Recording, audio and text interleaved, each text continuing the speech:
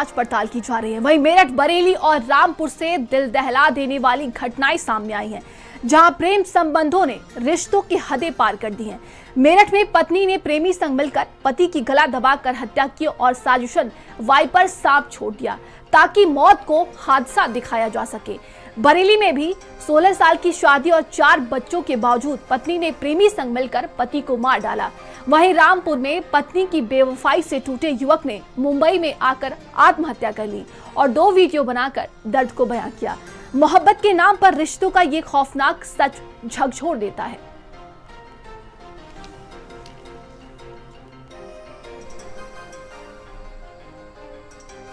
तो लगातार देखिए ऐसी कई घटनाएं सामने आ रही हैं और ऐसे में कई जो रिश्ते होते हैं उसको झकझोर देता है। ये तस्वीरें अलग अलग हम आपको दिखा रहे हैं, ये 3 अलग अलग तस्वीरें हैं।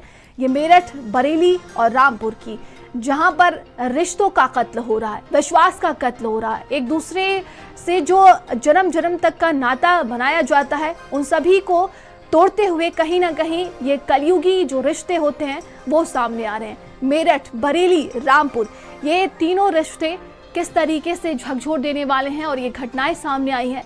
अब इस पूरे मामले की जांच पड़ताल की जा रही है।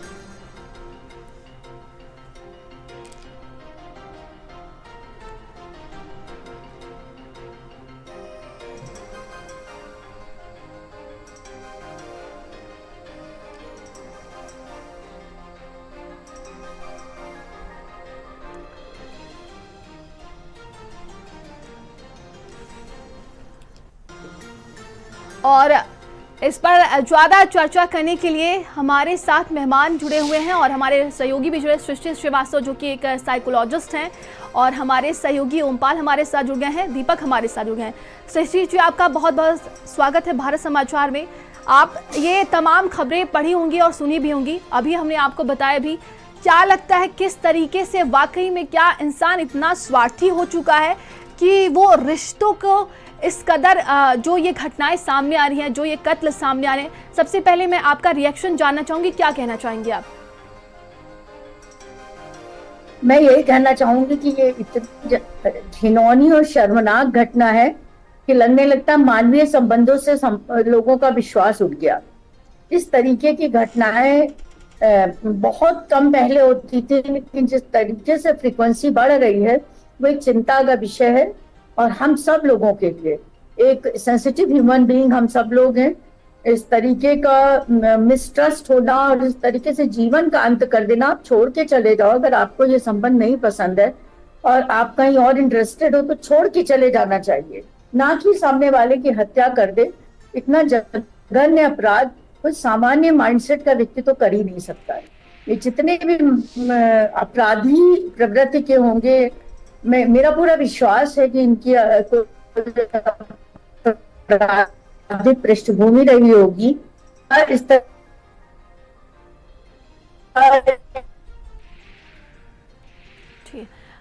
मैम आपके पास वापस दोबारा लौटेंगे और हमारे सहयोगी वहां से जुड़े हुए हैं जो आपको पूरी कहानी भी बताएंगे, और ओमपाल से जानने की कोशिश करेंगे। ओमपाल, अगर उस पूरे मामले की बात की जाए तो क्या कुछ और अपडेट निकलकर सामने आ रही है और क्या कार्रवाई की गई है अभी तक? देखिए, पुलिस की तरफ से तो अभी कोई कार्रवाई इसलिए नहीं की गई कि स्थानीय पुलिस को कोई सूचना नहीं दी गई है, क्योंकि हमने इस घटना को लेकर वहां के जो एसएचओ हैं मिस्टर ओम प्रकाश सिंह, उनसे बातचीत की। तब उन्होंने हमको बताया कि हमारे थाने में कोई फरियादी, कोई पीड़ित, कोई युवक नहीं आया। लेकिन जिस तरह से वायरल वीडियो में जो मृतक युवक है वो अपनी दर्द की दास्तां बयां कर रहा है, वो एकदम चौंका देने वाली है। उसने कहा था कि मेरी जो पत्नी है उसने वफा नहीं की और तमाम सारी चीजों को लेकर अपने ससुरालिये और जो पति का आशिक है उसके नाम भी डिक्लेयर किए हैं। एक एक चीज को उसने बताया है बड़ी गंभीरता से। इन सब चीजों को क्या अब पुलिस के अधिकारी लेंगे? पुलिस के अधिकारियों को इंतजार है कि पीड़ित मृतक की तरफ से कोई शिकायत आए तब हम एक्शन लेंगे।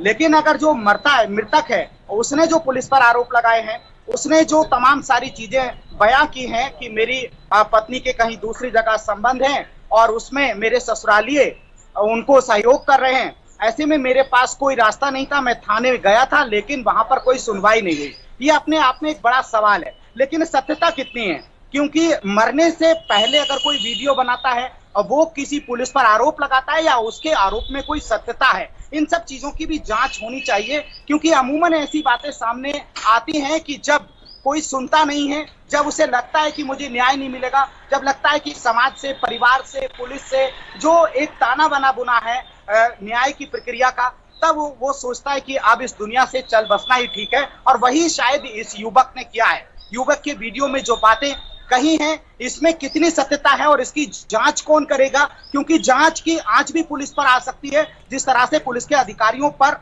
मृतक युवक ने वीडियो में आरोप लगाया।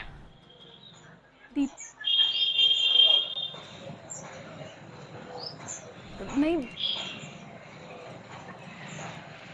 और सहयोगी दीपक हमारे साथ लगातार बने हुए हैं। दीपक, अगर उस मामले की बात की जाए तो इस पूरे मामले को लेकर क्या कुछ अपडेट है?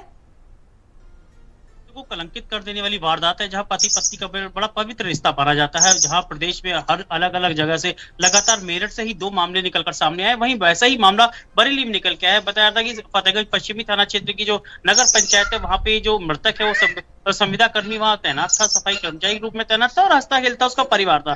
बताया जा रहा है कि उसके 4 बच्चे भी थे और पत्नी से लगा 16 साल के बाद ये इस तरह की वारदात को पत्नी ने अपने प्रेमी के साथ मिलकर अंजाम दिया। बताया जा रहा है कि पहले देर रात उसको खाने में जहर दिया, जहर देने के बाद फिर उसके शव को फंदे पे लटका दिया और परिजनों को बताया कि इसने आत्महत्या कर ली है। जब पूरे मामले को लेकर पोस्टमार्टम किया गया, जब पुलिस ने इसकी जांच की, तो पुलिस ने पोस्टमार्टम में निकल के आया कि उसकी बॉडी में जहर के लक्षण थे, तो उस जहर के लक्षणों को देखते हुए विश्रा प्रिजर्व किया गया और लखनऊ लैब के लिए भेजा गया। वहीं जब कड़ाई से पूछताछ की गई परिवार के लोगों से, तो पत्नी पर शक गहरा रहा था, क्योंकि वो पति पत्नी साथ घर से अलग किराए पे कमरा लेके रहते थे। जब उससे पूछा गया तो वो पुलिस की पूछताछ में टूट गई और उसने बताया कि उसने उसको जहर दिया था। जहर देने के बाद उसने अपने प्रेमी के साथ मिलकर उसको फंदे पे लटका दिया था, जिसे कि ये कहा जाए कि पति ने आत्महत्या कर लिया और ये इस पूरे हत्याकांड से बच जाए। मगर पोस्टमार्टम में मामला पकड़ में आया और उसके बाद पुलिस ने और जो आईपीएस है मैविस स्टाक, जो वहां की थाना प्रभारी है, उन्होंने बहुत सख्ती से इससे पूछताछ की, अलग अलग तरीके से पूछताछ के बाद में प्रेमी को भी बुला के पूछताछ की कि दोनों का आमना सामना कराएगा और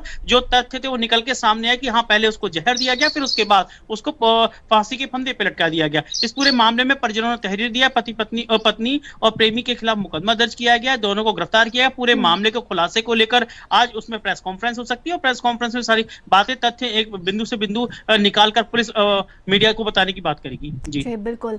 और लगातार देखिए हमारे साथ सृष्टि मैम जुड़ी हुई हैं। मैम, हम आपसे अब ये जानना चाहेंगे, एक स्त्री को हमेशा से दिखाया जाता है सरल, सौम्य और बहुत ही करुणा वाली होती है, लेकिन जब ऐसी घटनाएं सामने आ रही हैं, लोगों के अंदर अब स्त्रियों को लेकर दहशत फैलती जा रही है।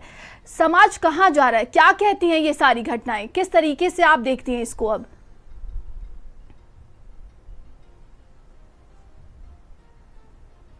कहेंगे कि समाज पर हर घटना का प्रभाव पड़ता है और इस तरीके की घटनाओं पे कहीं तो पूर्ण विराम और पंक्चुएशन की जरूरत है और इस तरीके के लोगों को आइडेंटिफाई करने की जरूरत है, क्योंकि इनका जरूर व्यक्तित्व में असामान्यता रहती होगी, इनके व्यवहार में असामान्यता जरूर रहती होगी, जिसको लोग समझ नहीं पाते हैं और इस तरीके की घटनाएं होती हैं।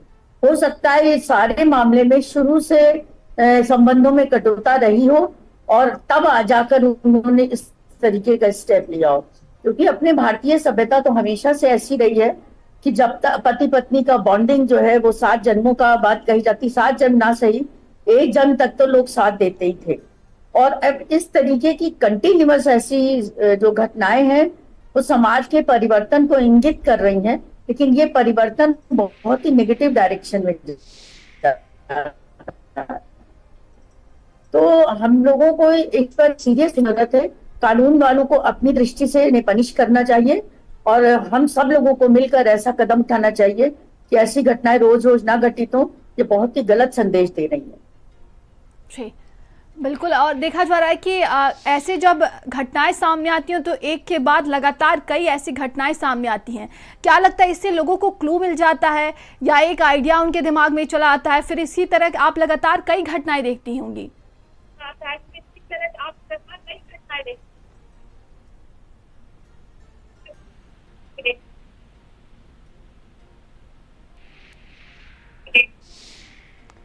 जी, मेरी आवाज आप तक पहुंच रही है क्या? मेरी आवाज आप पहुंच रही है क्या? तो ठीक है, शायद जी जी।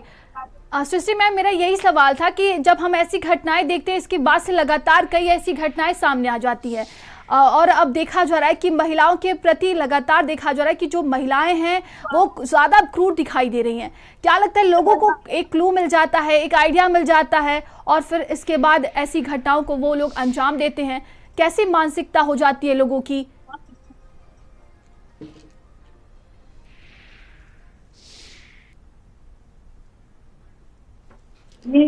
भावनात्मक रहेंगे उनसे।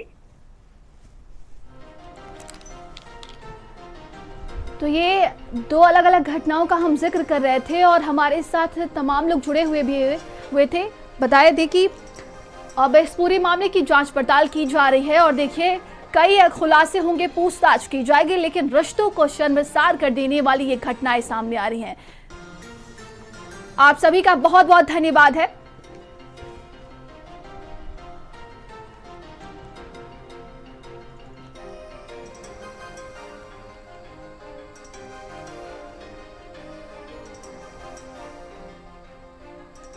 आगे बढ़ते खबर बहराइच से।